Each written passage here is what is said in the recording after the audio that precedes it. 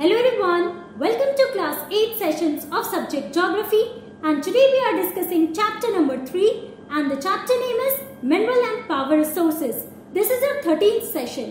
तो बच्चों हम लोग क्लास 8 का सब्जेक्ट ज्योग्राफी डिस्कस कर रहे हैं और इसमें हम लोग चैप्टर नंबर 3 डिस्कस कर रहे हैं। चैप्टर का नाम है मिनरल एंड पावर रिसोर्सेज और ये आपका 13th सेशन है। So let's start with it. तो बच्चों एक बार ब्रीफ रिकैप कर लेते हैं कि लास्ट क्लास में हम लोगों ने क्या क्या कंप्लीट कर लिया था and after that we will continue with our discussion.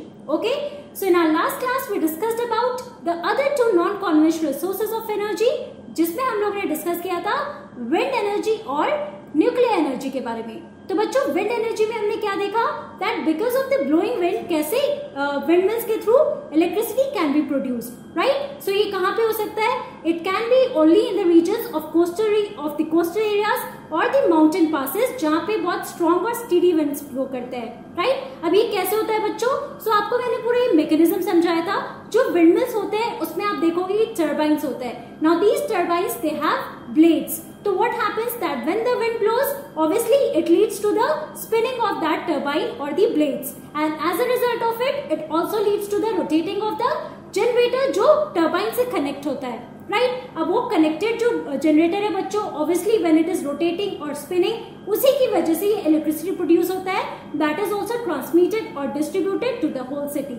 तो आप लोगों ने एक तरफ देखा कि कैसे विंड से हम लोग एनर्जी या फिर इलेक्ट्रिसिटी प्रोड्यूस करते हैं। उसके बाद हम लोगों ने देखा दैट न्यूक्लियर एनर्जी भी होता है। अब वो न्यूक्लियर एनर्जी क्या होता है बच्चों? उसमें हम लोगों ने डायग्राम के थ्रू समझा था कि पूरा एक रिएक्टर होता है, that is the nuclear reactor. एक कंटेनमेंट वेसल होता है जिसके अंदर वो रिएक्टर वेसल में जो रेडियो एक्टिव एलिमेंट्स होते हैं, फॉर एग्जाम्पल यूरेनियम या थोरियम, तो वैसे जो भी एलिमेंट्स होते हैं बच्चों उनमें जो न्यूक्लियाई होता है उन एटम्स में, उससे हम लोग पावर प्रोड्यूस कर सकते हैं या एनर्जी प्रोड्यूस कर सकते हैं, राइट। और उसके बाद हम लोगों ने देखा उससे भी एक जनरेटर कनेक्टेड होता है and that generator it again produces electricity that is again transmitted through the power grids, right. तो ये दोनों एनर्जी के बारे में बच्चों मैंने आपको एग्जाम्पल प्लस डायग्राम के थ्रू बताया था। और हम लोगों ने ये भी देखा था कौन कौन से कंट्रीज है जहाँ पे एक तो विंड फार्म्स मिलेंगे और दूसरा अगर हम लोग न्यूक्लियर एनर्जी की बात कर रहे हैं तो उसमें हमने देखा that USA and Europe is the major producing countries. Okay, तो बच्चों अब हम लोग डिस्कस करने वाले हैं और नॉन कन्वेंशनल एनर्जीज के बारे में, यहाँ पे सोर्सेज ऑफ एनर्जी के बारे में। तो आज की क्लास में हम लोग बात करेंगे जियोथर्मल एनर्जी। ओके, अब जियोथर्मल एनर्जी क्या होता है बच्चों ये समझते हैं ना। जियो का टर्म आपको पता है कि अर्थ होता है, राइट। अब जो अर्थ के अंदर से जो इलेक्ट्रिसिटी, ऑब्वियसली उससे जो इलेक्ट्रिसिटी प्रोड्यूस होता है उसे हम लोग जियोथर्मल एनर्जी बोलते हैं। तो यहाँ पे हम लोग समझते हैं क्या होता है ये बेसिकली।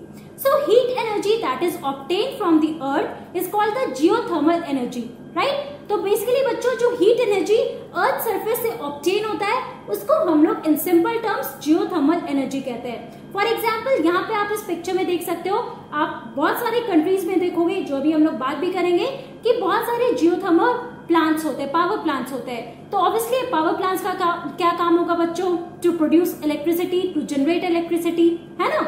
तो यहाँ पे आप देख सकते हो कि अगर हम लोग अर्थ सरफेस की बात करते हैं तो ये आप लोगों ने क्लास 7 में ही पढ़ा था कि जितना आप अंदर जाओगे अर्थ के, जितना भी आप डीप जाओगे अर्थ के, उतना ज्यादा हीट या टेम्परेचर बढ़ते जाता है। अगर हम लोग क्रस्ट या कोर की बात कर रहे हैं तो कोर में आप देखोगे टेम्परेचर सबसे ज्यादा होता है, लेकिन वही अगर हम क्रस्ट की बात करते हैं तो क्रस्ट पे टेम्परेचर कम होता है, राइट। तो यही हम लोग देखते हैं कि अर्थ सरफेस के अंदर आप जैसे जैसे जाओगे वैसे वैसे टेम्परेचर या हीट बढ़ता जाता है या प्रेशर बढ़ता जाता है, राइट। तो इसी के थ्रू आप देखो कि ये जो हॉट वाटर होता है ऑब्वियसली अगेन वही प्रोसेस होता है बच्चों, it is passing through the steam, और ये जो स्टीम होता है it is again passing through the turbine and also the generator that is basically producing this whole electricity here, right. अब ये मैं आपको अच्छे से समझाऊंगी। ये हम लोग देखते हैं कि किस तरीके से होता है, कैसे हीट ऑब्टेन होता है।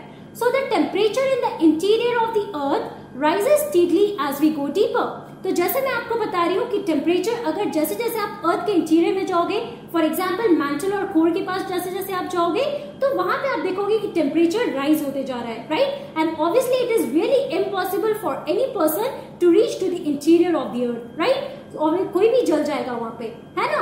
तो हम क्या कह सकते हैं कि अर्थ के इंटीरियर में टेम्परेचर बहुत ज्यादा राइज होते रहता है। Now this heat energy can be used to generate power.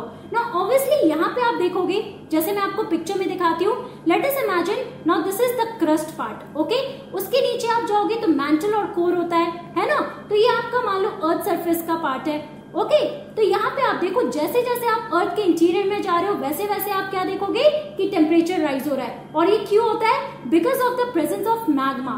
And what is magma? Again ये सारे कॉन्सेप्ट के बारे में आप लोगों ने अपने 7th क्लास में ही पढ़ा है। तो उसमें आप लोगों ने देखा था नाउ ये पूरा हॉट रीजन होता है, राइट। मैग्मा में आप क्या देखोगे कि हॉट बर्निंग रॉक्स होते हैं और जिसकी वजह से उस पूरे रीजन में आप देखोगे टेम्परेचर बढ़ते जाता है। तो यहाँ पे आप देखो बच्चों कि ये जो हीट एनर्जी यहाँ पे जो जनरेट होता है because of the rising temperature that can be used to generate power, okay.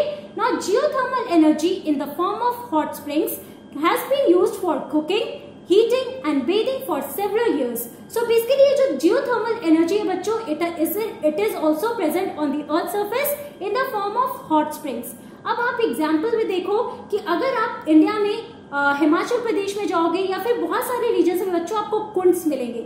ये हॉट कुंड्स क्या होते हैं बच्चों? यहाँ पे आप स्प्रिंग वाटर आपको जो मिलता है दैट इज हॉट। अब ये क्यों होता है? बिकॉज ऑफ दिस एनर्जी और because of this heat energy that is produced inside the earth surface, right. So obviously this hot spring it can be used for cooking, it also can be used for heating and also for bathing, right? अब यहाँ पे आप picture में देख सकते हो। Now USA has the world's largest geothermal power plants, followed by New Zealand, Iceland, Philippines and Central America. अगर हम all over world बात करें तो कहाँ पे आपको सबसे ज्यादा geothermal power plants मिलेंगे? Obviously USA is the first country है जो मैंने आपको बताया। उसके बाद देखो न्यूजीलैंड है, आइसलैंड है, फिलीपींस है और सेंट्रल अमेरिका है, okay. Now these are some of the important regions जहां पे आपको जियोथर्मल पावर प्लांट्स मिलेंगे। यहाँ पे देखो मैंने आपको पिक्चर में दिखाया है, this is a picture of your geothermal power plant here. अगर हम इंडिया की बात कर रहे हैं so in India geothermal plants are located in Manikaran in Himachal Pradesh and Puga valley in Ladakh. तो आपको ये दो जगह पे ये हॉट स्प्रिंग्स मिलेंगे या जियोथर्मल प्लांट्स मिलेंगे दैट कैन प्रोड्यूस पावर और that can generate power, okay. आपको ये पूरा मैंने जो ये फेनोमेना है वो भी मैंने आपको समझा दिया है। अब यहाँ पे आप देख सकते हो global geothermal power generation capacity. तो अभी जैसे आपको मैंने बताया यूएस में तो आप देख सकते हो 28.5% है, that is followed by Philippines that is 21.7। Then यहाँ पे आप देख सकते हो 10.7 आपको दिखेगा यहाँ मैक्सिको में, that is in central America, okay. So basically बच्चों ये इंपॉर्टेंट पॉइंट्स हैं रिलेटेड टू जियोथर्मल एनर्जी। अब हम लोग बात करते हैं टाइडल एनर्जी के बारे में। Now what is this tidal energy? Now energy generated from tides is called tidal energy. तो बच्चों याद करो टाइड्स के बारे में भी आप लोगों ने क्लास 7 में पढ़ा है। Now this is the periodic rise and fall of the waves, है ना, basically sorry of the water, river water या फिर ओशन वाटर में आप देख सकते हो। तो ये पीरियोडिक राइज एंड फॉल आप जानते हो कि हाई टाइड और लो टाइड होता है ना। Now tidal energy can be harnessed by building dams at narrow openings of the sea. So basically हम लोग टाइडल एनर्जी को कैसे हार्नेस कर सकते हैं? तो it can be done by building dams, okay. अब डैम्स कहाँ पे बिल्ड किया जाता है? At the narrow openings of the sea. तो सी का जो नैरो ओपनिंग होता है बच्चों वहां पे डैम बिल्ड करके वहां पे हम लोग टाइडल एनर्जी को हार्नेस कर सकते हैं। Now this is a picture showing this tidal energy here. अब हम लोग ये अच्छे से समझने की कोशिश करते हैं यहाँ पे थ्रू कैसे ये पूरा मैकेनिज्म वर्क करता है। So during the high tide, the energy of the tides is used to turn the turbine installed in the dam to produce electricity. तो बच्चों आप लोग जब हाइड्रो इलेक्ट्रिसिटी के बारे में पढ़ रहे थे, हाइड्रल पावर के बारे में पढ़ रहे थे, तो उसमें भी आप लोगों ने देखा कि कैसे डैम्स को हम लोग यूज करते हैं टू प्रोड्यूस इलेक्ट्रिसिटी। अब यहाँ पे भी हम लोग वो फेनोमेना देखते हैं। Now what happens during high tide? अब हाई टाइड के बारे में अगेन आप लोगों ने क्लास 7 में पढ़ा है। तो जब हाई टाइड होता है बच्चों तो उस टाइम पे क्या होता है? The energy of the tides is used to turn the turbine. अब यहाँ पे हम लोग ये पूरा प्रोसेस देखते हैं। मान लो ये पूरा एक डैम लोकेटेड है, डैम सिचुएटेड है, ओके। तो डैम एक रिवर के पास लोकेटेड है ना। तो यहाँ पे आप देख सकते हो this is a tidal flow, okay. Now what happens? यहाँ पे आप देखो this tidal flow it is going into the generator. यहाँ पे टर्बाइन लोकेटेड है। Now this turbine it converts the tidal flow into electricity. और ये बेसिकली हाई टाइड के टाइम में होता है। और हाई टाइड कब होता है बच्चों? बेसिकली जब रिवर, अगर आप देखोगे ये फ्लो, अगर रिवर में ये वेव्स जो आप देखोगे तो ये आपका हाई टाइड होता है, राइट, जब सबसे हाईएस्ट पॉइंट पे होता है। और अगर हम लो टाइड की बात करें तो जब लोएस्ट पॉइंट पे होता है, जब वेव्स ट्रैवल कर रहे हैं, है ना। देखो ये कॉन्सेप्ट आप लोगों ने 7 में पढ़ा है, तो यहाँ पे मैं आपको शॉर्ट में समझा रही हूँ क्योंकि मैकेनिज्म समझना ज्यादा इंपॉर्टेंट है। तो यहाँ पे आप देखो कि जैसे ये टाइड्स फ्लो करते हैं, दे गो इनटू दिस जनरेटर। यहाँ पे आपका टर्बाइन लोकेटेड होता है जो डैम से कनेक्टेड होता है। अब टर्बाइन क्या करता है, this turbine it produces electricity, this converts tidal flow into this electricity, और उसके बाद this tidal flow it gets out of the generator. Okay, अब ये पूरा एक फेनोमेना है जैसे ये टाइडल एनर्जी को हार्नेस किया जाता है। अब कौन कौन से कंट्रीज में आपको ये टाइडल मिल फार्म्स मिलेंगे तो वो हम देखते हैं। सो Russia, France and the Gulf of Kutch in India have huge tidal mill farms. So basically Russia में, फ्रांस में और गल्फ ऑफ कच्छ कहाँ पे है बच्चों, यहाँ इंडिया में लोकेटेड है, राइट। और ये आपको कहाँ पे मिलेगा, राजस्थान के पास, गुजरात के पास, राइट। तो ये आप देखो कि ये पूरे रीजन में आपको टाइडल मिल फार्म्स मिलेंगे। Now here this is example of your tidal mill farm. यहाँ पे आप देख सकते हो ये डैम्स है, अगेन डैम्स के साथ ये ट्यूब कनेक्टेड होता है और यहाँ पे टर्बाइंस होते हैं जो रोटेट करता है because of the tidal flow, and that is turning or converting this tidal flow into electricity, and that is how electricity is produced or it is generated. Now this is a simple phenomena जो आप हर एक case में देख रहे हो कि turbine होता है, टर्बाइन के साथ जनरेटर कनेक्ट होता है, and this generator in turns it produces or generates electricity.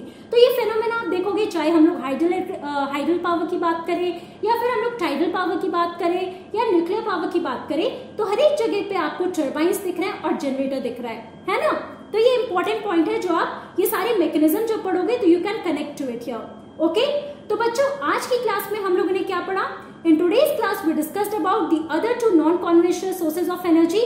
पहला है आपका geothermal energy, that is the heat energy that we get or that is obtained from the earth is known as the geothermal energy. मैंने आपको पूरा mechanism भी समझा दिया है। उसके अलावा हम लोगों ने टाइडल एनर्जी के बारे में पढ़ा, that is the energy that is obtained from the tides. Okay, तो बच्चों आज की क्लास में इतना ही। अब नेक्स्ट क्लास में हम लोग अपना लास्ट टॉपिक डिस्कस करने वाले हैं अबाउट बायोमास। ओके, और उसके बाद हमारा ये चैप्टर कंप्लीट हो जाएगा। So that's all for today. Thank you very much, have a nice day.